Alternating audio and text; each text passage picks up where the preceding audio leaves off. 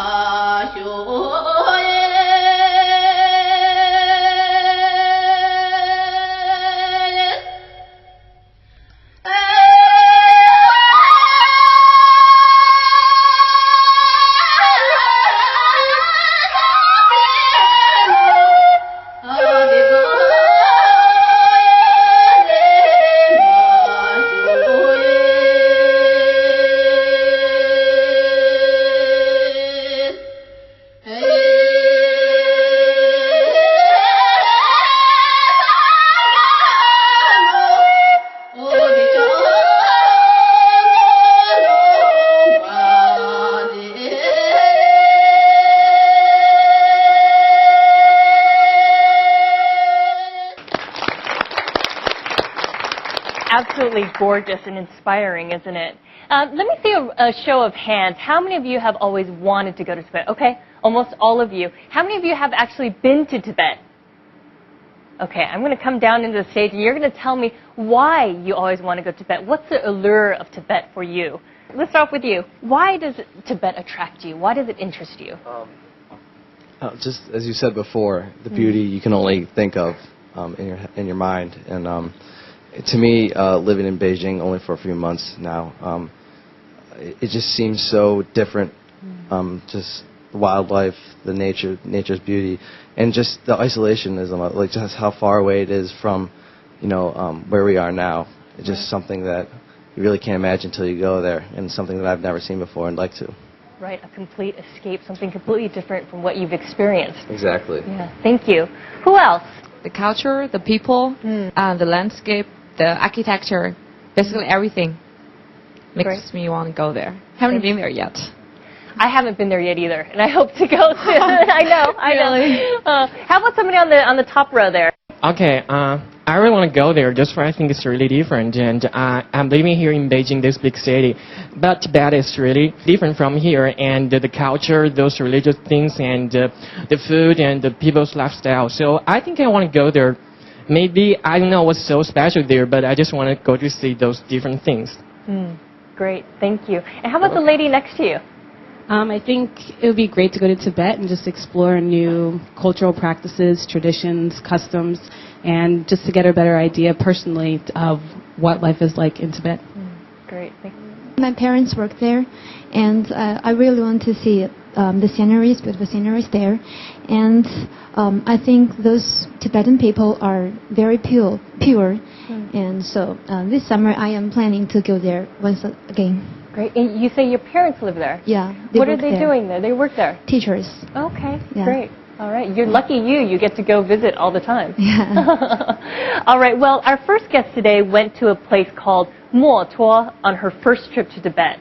Have you heard of this place, Mo Tuo? Yeah, raise your hand. Okay, quite a few of you have heard of this place. It's a very remote place. It actually the name stands for Hidden Lotus Land. And hidden it truly is. Because of China's 2,100 counties, this is the only county that does not have a direct highway or road link to the outside world. Today, our first guest is going to tell us more about this remote place. So let's invite Chen Jing to the up-close stage. Hello. Hello. Welcome to Up Close. Thanks for being here. Do you want to say hi? Hi everyone, I'm Chen Jin, and nice to be here and share some information on motor and share my experience in Tibet. Thank you. Great. Thank you. Have a seat. Okay. Now, Chenjing, I'd actually like to start this interview reading a brief description of Motuo. Okay, let's start. The Yarlung Tengpo River cuts a tortuous path through the Himalayas in southeast Tibet. Where it takes a sharp turn at Mount Namcha Barwa, it forms the world's largest canyon, which reaches a depth of 5,382 meters. In the deepest part of the canyon, an undisturbed fairyland of snow-clad peaks, glistening waterfalls, and vast virgin forests lies Motuo, covering an area of over 30,000 square meters on the border of southeast Tibet. It is the last county within the reaches of the Yarlung Tengpo River in China. Of its population of nearly 10,000, 60% are Menpas, while the rest are Lopas and Tibetans. Yeah. Sounds familiar, huh? Yeah, right. And sounds absolutely extraordinary. Now, I know Tibet is a very large place. Yeah. And you went to Motuo for your very first trip. Of all the places in Tibet, why did you choose Motuo? Actually, before I went to Moto, and I read a book, and it's described for some trekkings in China, and it listed the top 10 trekking places in China. Moto ranked the first, so impressive for me.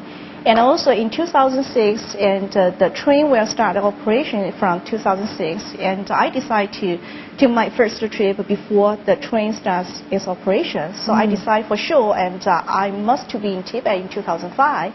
And at that time, and my friend Teresa, she's so helpful, so she made a decision to make the trip to Moto.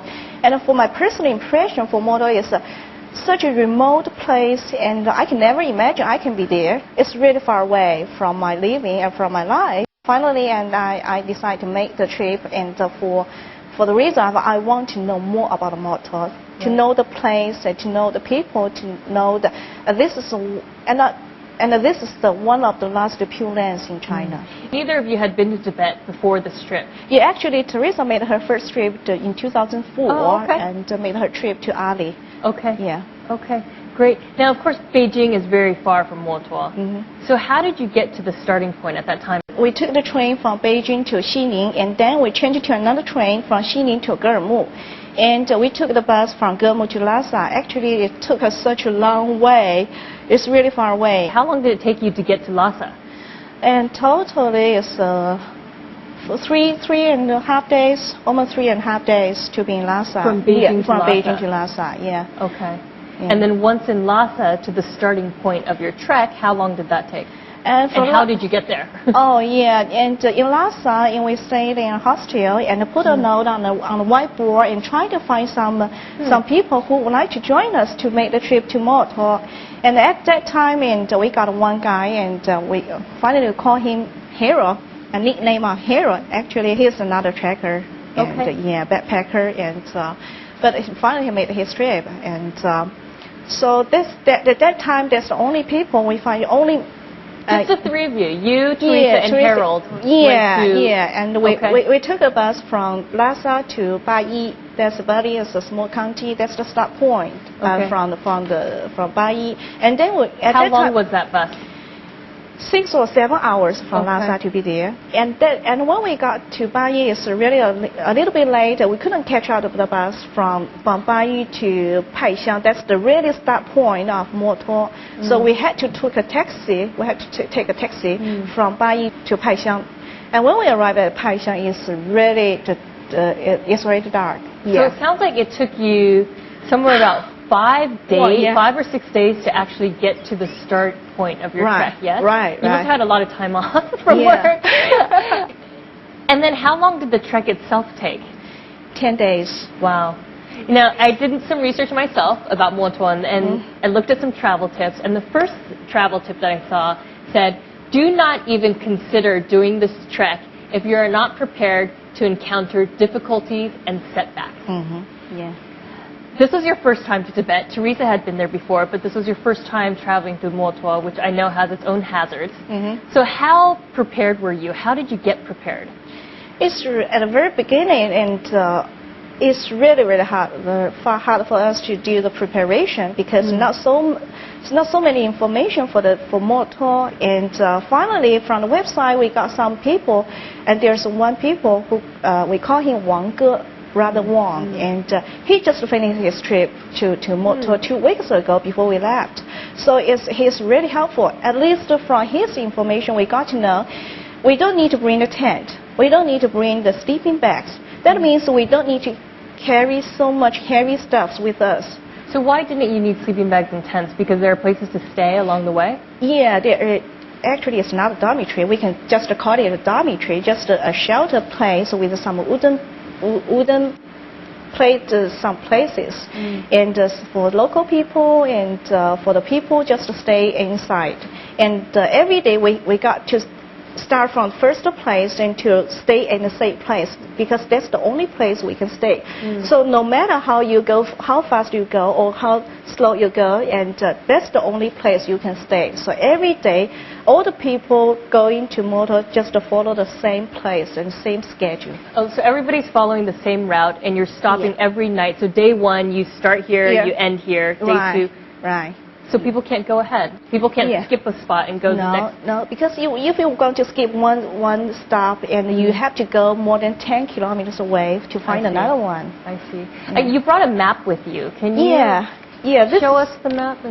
We start from here, Paixiang. This is start point. So we go through south, a little bit south, and then west, and then north. This is the Beibong. Beibong is one of the places we stayed for half day. And the Motor is the place, our place we expect to visit. And after that we go north again and finish and to the Bull Mead. Sounds like a pretty long trip. Yes, really. Yes. We talked about the preparation that you did. You were expecting to encounter some difficulties and challenges. Yeah. What sort of difficulties did you encounter? Yeah, actually the biggest challenge for me is leaders. And at that time, it's so tough. And I tried to search do you have some special way to keep leaders far away from the people and from me or from my friends. And finally, we couldn't find a way to keep away from the people. It just stay on a leaf or grass leaf or tree leaf. And when he feel the heat, he just jump towards the heat. So attach the people's clothes or to the wool of the animal, and then he can find a place to suck the blood. How big were the leeches? And the biggest one I saw, this one is such a big one, and it's a jungle color. And the most horrible is the color. I've traveled before, and there were leeches this big, but I can't imagine traveling through jungle and bush with leeches this big. Yeah. Did you ever find a leech on your way? Okay, so you couldn't prevent it. You just had to know what to do once you had one. I got 4 or 5. Not the biggest one is such big, not so big. And my friend Teresa, she's so brave. She bite the leeches. Scared, and I don't know what is the best way. So I tried to pull out one from my hand, and I did several times and failed. So I bite it. And then did it come off? Yes. Yeah. Okay, but then you had a leech in your mouth, and that's not a good thing either, I'm sure. What about the people? What were they like? What were your interactions like with them? And how were they living? Actually, most of the Myanmar people, they're still living at a very poor living condition, and the small villages and not so rich, and the only income for them is to be a potter. That's the only income, and everything, because there's no highways and no traffic, so all the things going to that place they have to carry by their bags. You talked about porters. Did you have one? Yes, we bought some stationery for the school in Beibong. There's one bag that's really, really heavy because we have we bought books and pencils and stationeries for some handicrafts, more stuff for the children there. So there's one bag that's really heavy. So we had to find a porter. So finally we got 3 porters. And after finish the trip, we know that they are still teenagers. And actually it's almost halfway, we got to know that. And start from that, we feel really, really guilty But you have no choice. The only choice, you have to go straight away. So the only thing we can do is every day after we arrive at the dormitory place and to buy some foods for them, and every morning, and then we can buy some Red Bull, the soft drink of Red Bull, because everybody knows, even in that local place, and all the local people thought the Red Bull can to boost your energy. Yeah, so caffeine. The only thing, caffeine. Yeah, Right. Every morning we just bought some Red Bull for them. You said that you brought a lot of stationery for the school. Yeah. How did you know that there was a school there that would? You said there was a specific school that you wanted to give the stationery supplies to. In the town, the downtown of Motor County is already a downtown, and probably is the place that student can go. But we find that there is a school in Beibong. Beibong is a village and 1 day away from the Motor County, and we heard that there is a school there, and the people and some children they live there, and they have to work for 1, 2, or even 3 days to be there. Do you want to add? We got to know that there is a whole project school, and so we decided to buy some stuff, stationery, and actually we bought quite a big pack of medicines as well.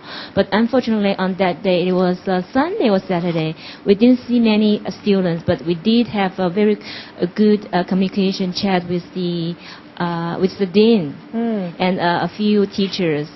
They are from Neidi, and actually one couple, they are Tibetan teachers. Okay. Kids there, they learn Mandarin and as well as Tibetan. And what was the situation of the school? Was it?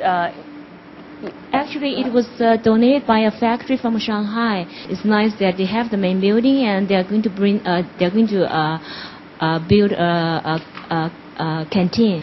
And they were looking for a small amount of money to build a fence, you call it? To protect the cars and horses. Yeah, Sure. that's the plan. Yeah, so this made me really want to go back and have a look and see how it is now. Great. What's the thing that you're going to remember the most from this trek? Everything is in my memory, everything. Not only the scenery, but also the people living there, and how even the Sichuan people, and the local people, and the army people, and the police station people, and everyone, even the people we find a company, and we went to Motor together. And at that time we met Roy, Wang Ke. We met each other in Motor. Oh, wow. Yeah, and we, before we went to Motor, and we in Beijing, we worked at the same office building. We never met each other, but we met each other in Motor. And you were in Motor at the same time? Yeah. Yes. What's going to be the most profound memory for you from this trip?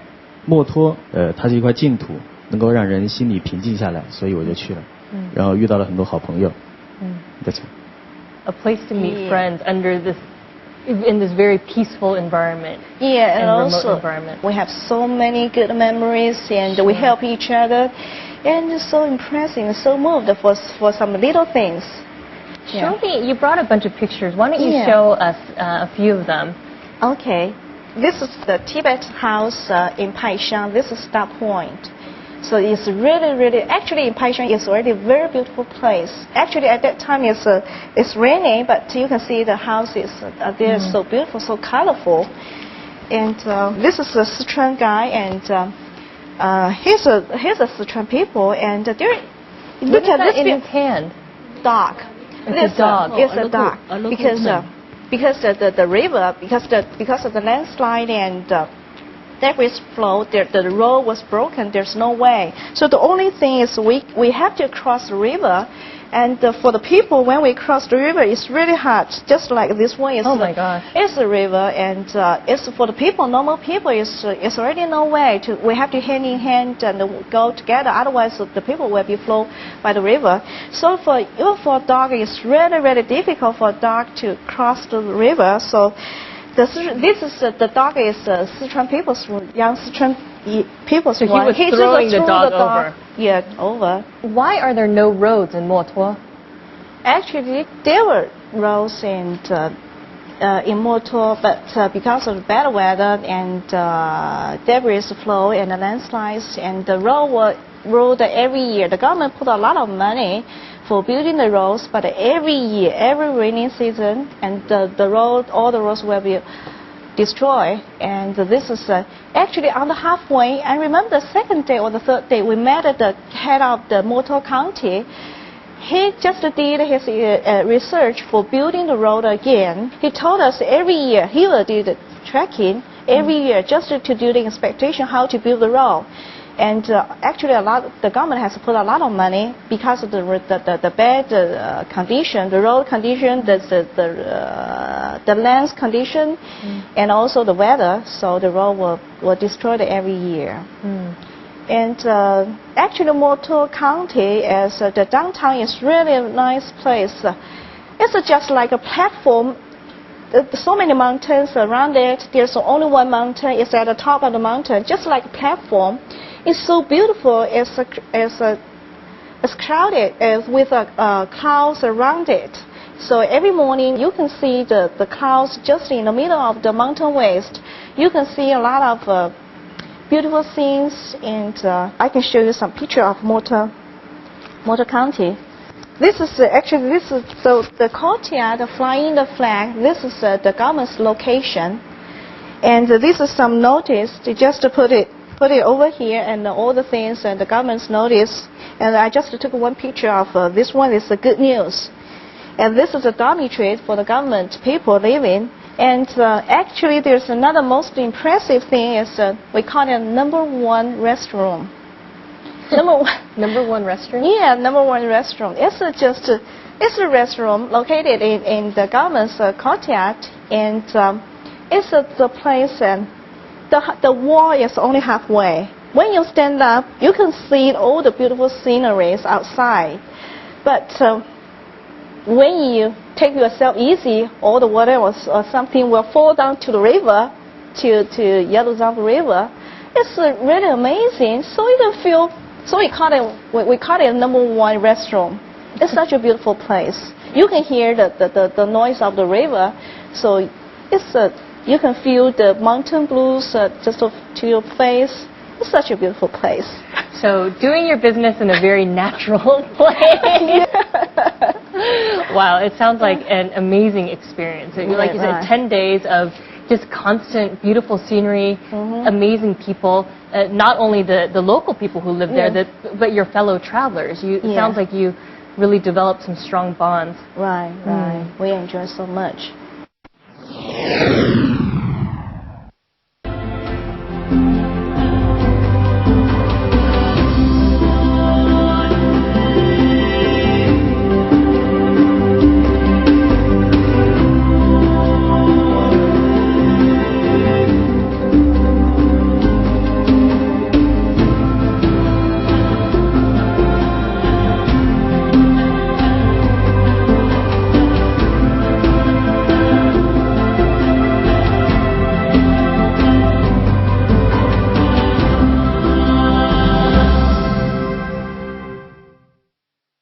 Well, I'd like to invite our second guest on stage. She started off as a backpacker to Tibet as well in 1997. That was about 12 years ago. Everyone, let's please invite Jia Liming to Up Close.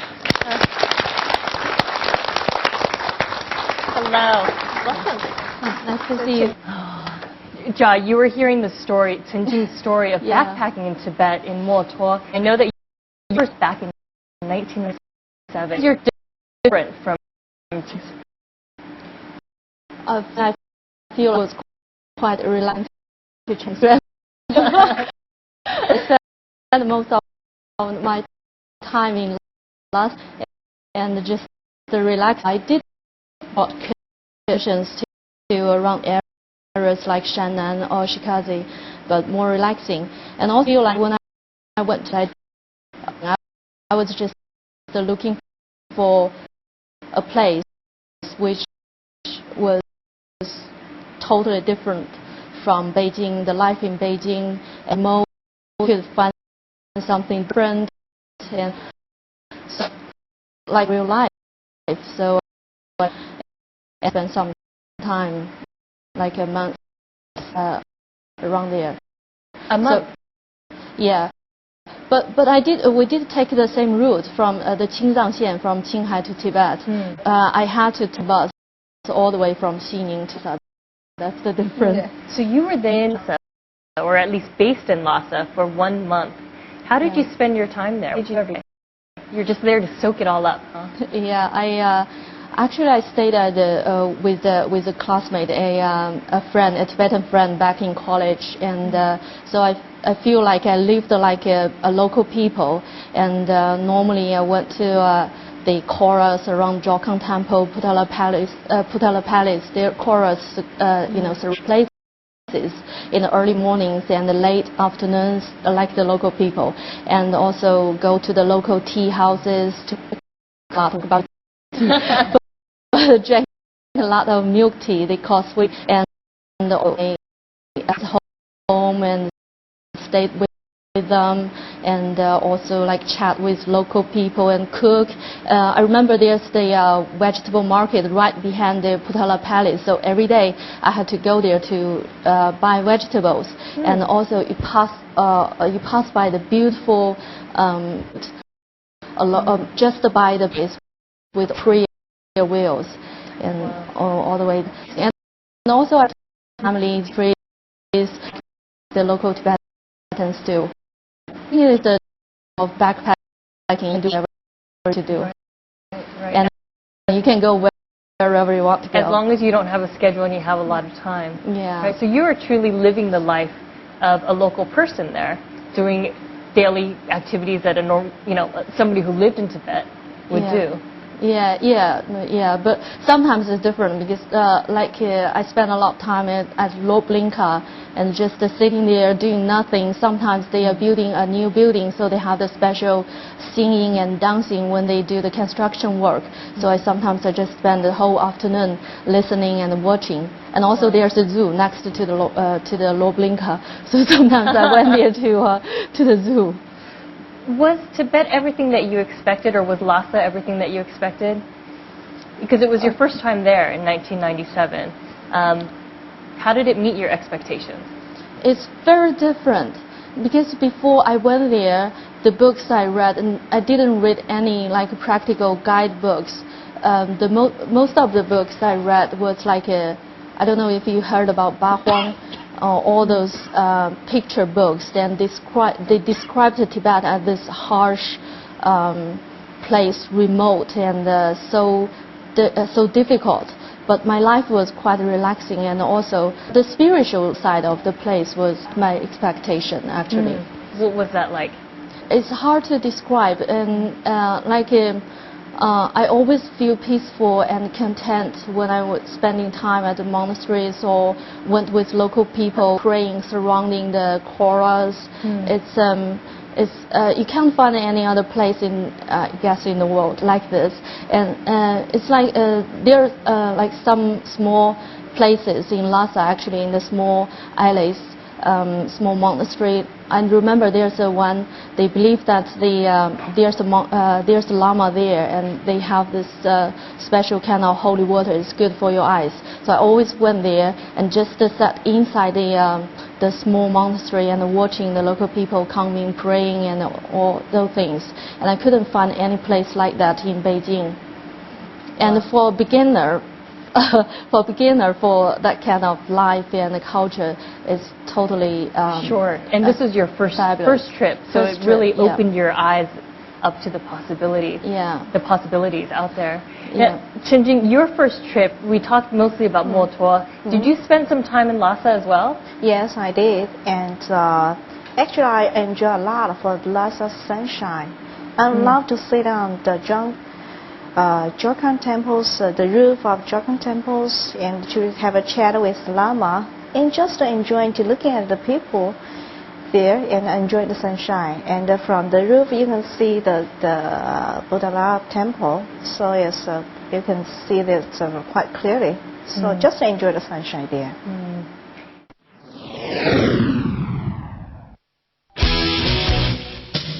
Up Close is CCTV International's only live studio audience program.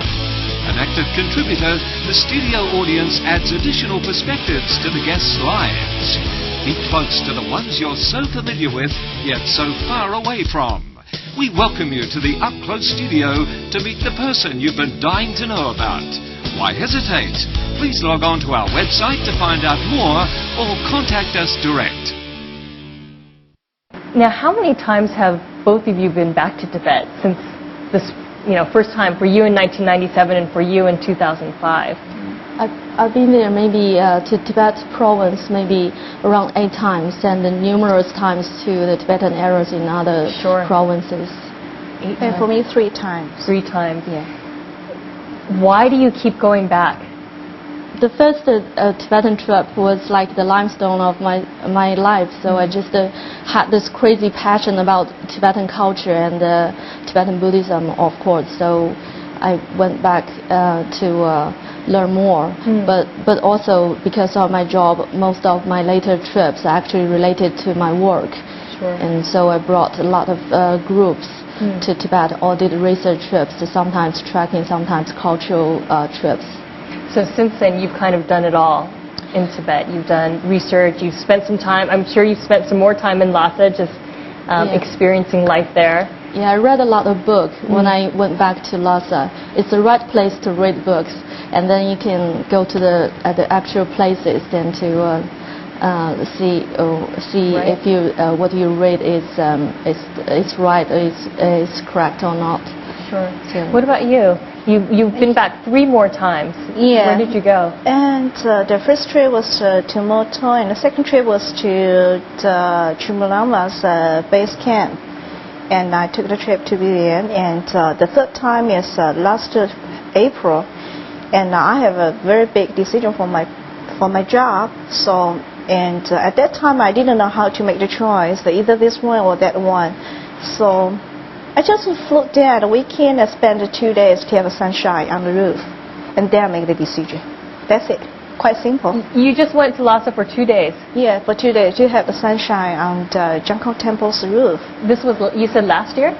Yeah, last April. Okay. Yeah, okay. Because I have at that time faced a quite difficult situation for my personal decision to take a new job, or actually it's not a new job, a new position for my company. The company want me to take a new job, and at that time I don't know how to make the choice and make the decision. So I just want to go to a place and nobody know me, to keep my heart down, and I can make it my own decision. Sure. And of course now you can go to Lhasa for just 2 days because there are direct flights. There's the Qinghai Tibet Railway that will go straight there as well. So for you, Lhasa is a bit of a haven for you, a place where you can think. It's an escape. Is that right? Yeah, and also Tibet is a place full of mystery, and when you go there more and you feel that you know that less. This is I want to know more about the people, about their culture, and this is why I keep on going to Lhasa. And go Each to time Tibet. you go, what do you hope you're going to get out of your trip to Tibet? I remember I read a map. There's the Tibet map is called the witch's map.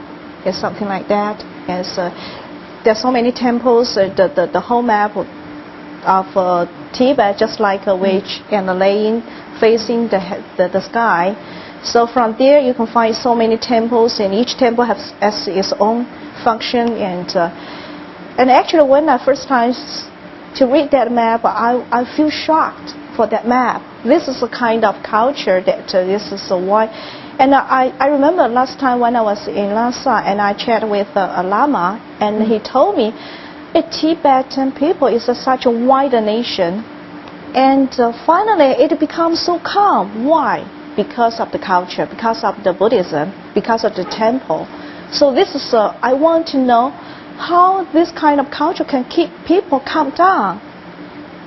So this I want to know. That's what you're trying to get out of your trip. How about you, Zhao? Because Tibet is not an easy place to get to. I mean, despite now the improvements in transportation, it's not easy, and it's not necessarily easy to travel within Tibet either. So what sort of rewards, what sort of things do you try to get out of every trip? I guess the most important thing I try to get out of it is the peace in my heart.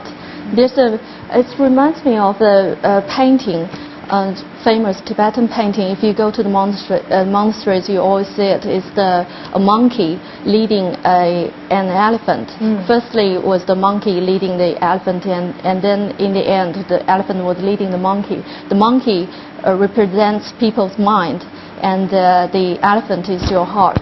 And because your mind is always jumping all around, right. and when you can lead your mind with your heart, you can be more peaceful and content. So that's what I have been trying to look for, other than work, of course. And like I feel like I'm a kind of person, I constantly feel confused. So Tibet actually, through the connection with Tibetan culture and of course studying about Tibetan Buddhism, I feel like I can be more content and peaceful in my daily life. It's just, it's right there, it's permeated in my daily life, and it's kind of like an embodiment. Right, so through that environment you could feel calm and the peace.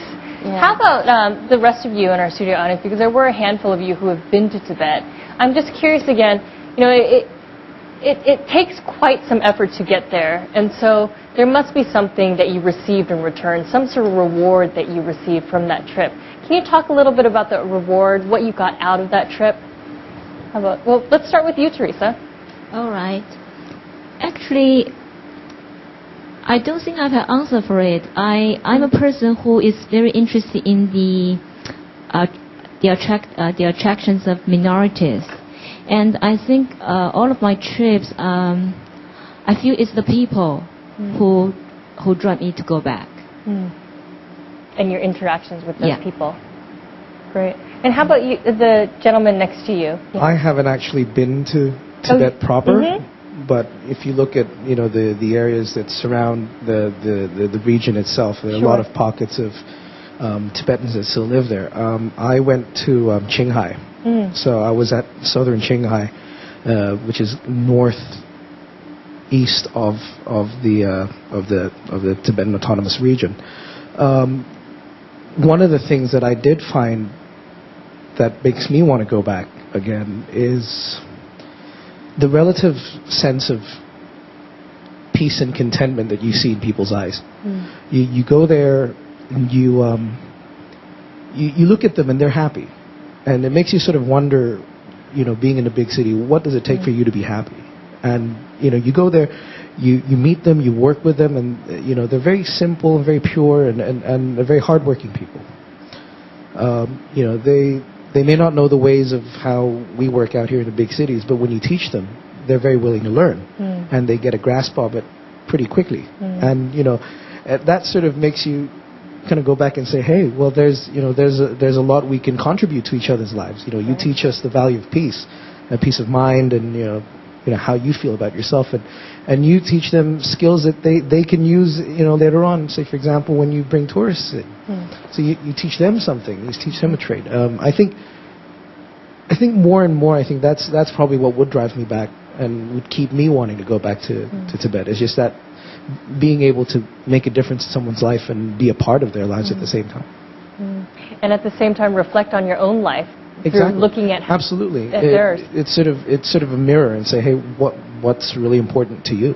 Right. And it really makes you think about, people will ask, is it worth it going all the way out there? I say yes, because the point of it is not the destination; it's the journey. It's the journey as you go in there. You start to discover little bits about yourself that you never knew. Right. You start to pick on certain skills that you never thought you ever had.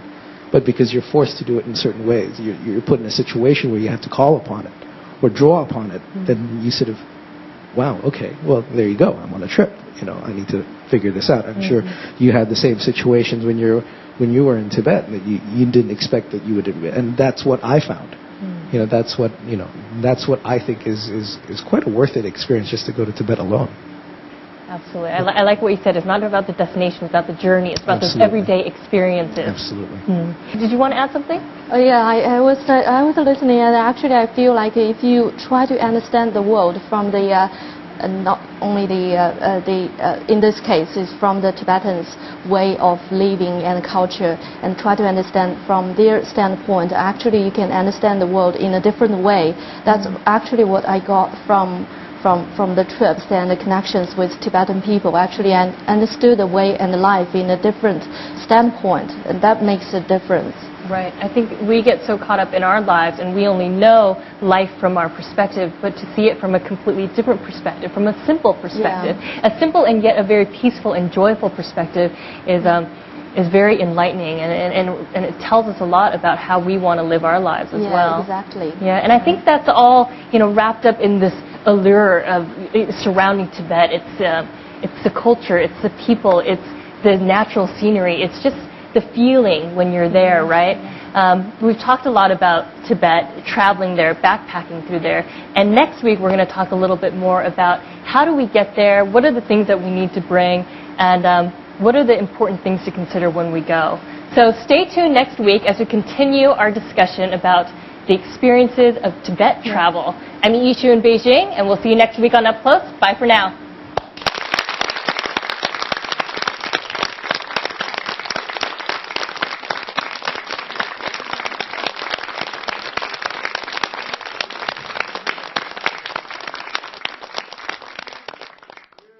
We saw Tibet through the eyes of two backpackers, but there's much more to see. I've met a lot of Tibetan friends there because I have been in a primary school for half a year. I think the people are fantastic because they're so nice and so calm, and they smile a lot. Good thing about being in altitude when you come back down to sea level is you suddenly feel extremely energized. Join us on Up Close to hear unforgettable memories of travel in Tibet.